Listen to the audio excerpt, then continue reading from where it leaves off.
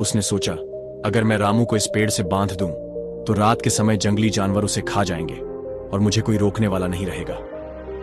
योजना बनाकर लखन ने गहरी नींद में सोए रामू को चुपचाप पेड़ से कसकर बांध दिया। लेकिन जैसे ही वह वहां से जाने लगा, रामू की नींद खुल गई। रामू घबराकर बोला, अरे लखन, तुम मुझे यहां बांधकर कहां जा रहे हो?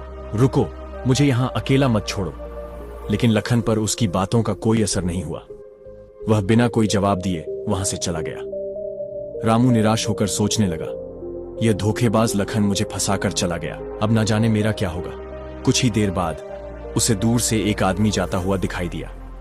रामू ने जोर से आवाज लगाई, भाई साहब, मेरी सहायता करो, मुझे इस पेड़ से खोल दो। वह आदमी ठिठक कर रुका और बोला, तुम कौन हो और इस घने जंगल में इस हालत में क्या कर रहे हो? रामू जल्दी से बोला, वह सब मैं बाद में बताऊंगा, पहले मेरी रस्सियां खोल दो। वह आदमी थोड़ा हिचकिचाया। उस आदमी ने रामू की रस्सियां खोल दी। लेकिन जैसे ही रामू आजाद हुआ, वह उस आदमी को फटकारते हुए बोला, अरे मेरे ज्यादा नजदीक मत आओ, मुझसे दूर रहो। इसके बाद रामू तेजी से आगे बढ़ गया। वह मन ही मन सोच रहा था, मुझे किसी भी हाल में लखन से पहले उस खजाने तक पहुंचना होगा। उधर लखन भी तेजी से खजाने तक पहुंचने के लिए बढ़ रहा था। तभी अचानक उसे किसी के कराहने की आवाज सुनाई दी।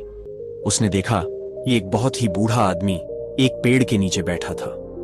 जैसे ही बूढ़े आदमी ने लखन को देखा, वह दर्द भरी आवाज में बोला, बेटा, मैं पास के ही एक गांव में रहता हूं। मैं यहां जंगल में लकड़ियां लेने आया था, लेकिन अचानक एक जंगली भैंसे ने मुझे टक्कर मार दी। अब मैं हिल भी नहीं पा रहा हूं। क्या तुम मुझे मेरे घर तक पहुंचा दोगे? तुम्हारा मुझ पर बड़ा एहसान होगा। लखन ने उसे घूरते हुए कहा, नहीं, मेरे पास इन फालतू कामों के लिए बिल्कुल भी समय नहीं है। बूढ़े आदमी ने फिर गिड़गिड़ाते हुए कहा, बेटा, मुझ पर रहम करो, इस जंगल में मैं अकेला जिंदा नहीं बचूंगा। लेकिन लखन बेरहमी से बोला, मेरी बला से तुम जियो या मरो, मुझे कोई फर्क नहीं पड़ता। यह कहकर लखन वहां से आगे बढ़ गया। जैसे ही वह जंगल पार कर घाटी में पहुंचा, उसकी आंखें फटी की फटी रह गईं। चारों तरफ ढेर सारे हीरे, मोती और सोने चांदी के सिक्के बिखरे पड़े थे। खजाने को देखते ही लखन खुशी से पागल हो उठा और जोर से चिल्लाया, वाह, अब यह खजाना सिर्फ और सिर्फ मेरा है। इधर रामू भी तेजी से उसी घाटी की ओर बढ़ रहा था। रास्ते में उसे वही बूढ़ा आदमी मिला जो दर्द से कराह रहा था। बूढ़े ने कहा, बेटा, मेरी मदद करो, मेरा घर पास ही है, मुझे वहां तक पहुंचा दो, वरना मैं इस जंगल में मर जाऊंगा। लेकिन रामू ने रूखेपन से कहा, अभी तो मुझे सांस लेने की भी फुर्सत नहीं है और तुम कहते हो कि मैं तुम्हें घर छोड़ दूं? चल बुढ़े, अपना रास्ता देख और मेरा रास्ता छोड़। यह कहकर रामू भी तेजी से घाटी की ओर बढ़ गया। अब वह भी उस जगह पहुंच चुका था जहां खजाना रखा हुआ था। उसने देखा कि लखन बड़े बड़े थैलों में हीरे और मोती भर रहा था। यह देखकर रामू के मन में विचार आया, उस सेठ ने गलत नहीं कहा था, लेकिन पहले मुझे लखन को सबक सिखाना होगा। वह जोर से चिल्लाया, ठहरो लखन, खजाने को तुम हाथ भी नहीं लगा सकते। लखन यह देखकर चौंक गया और बोला, तुम अभी तक जिंदा हो? रामू ने क्रोधित होकर जवाब दिया, तूने तो मुझे मारने के लिए कोई कसर नहीं छोड़ी थी, लेकिन अब मैं तुझे जिंदा नहीं छोड़ूंगा। इसके बाद दोनों दोस्त एक दूसरे की जान के दुश्मन बन गए। दोनों के बीच भयंकर लड़ाई शुरू हो गई। तभी अचानक वहां कुछ नकाबपोश लोग आ गए।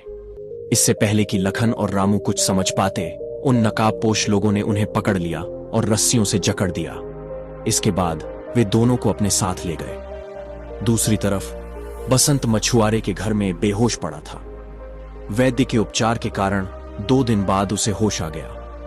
बसंत ने मछुआरे का धन्यवाद करते हुए कहा, दोस्त, तुमने मेरी जान बचाई, इसके लिए मैं सारी जिंदगी तुम्हारा एहसानमंद रहूंगा। लेकिन अब मुझे अपने आगे के सफर पर निकलना होगा। मछुआरे से विदा लेकर बसंत भी घाटी की ओर चल दिया। जब बसंत जंगल में पहुंचा तो अचानक उसे एक दर्द भरी आवाज सुनाई दी। वह रुककर सोचने लगा, यह आवाज किसकी हो सकती है? लगता है कोई मुसीबत में है। उसकी नजर एक आदमी पर पड़ी जो कुष्ठ रोग से पीड़ित था। बसंत ने उससे पूछा, अरे भाई, तुम्हें क्या तकलीफ है? वह आदमी दर्द भरी आवाज में बोला, भाई, मुझसे दूर रहो, मुझे छूना मत, वरना यह भयानक भी लग सकता है। लेकिन बसंत ने सहानुभूति दिखाते हुए कहा, भाई, इंसानियत के नाते मैं ऐसा नहीं कर सकता। ठहरो,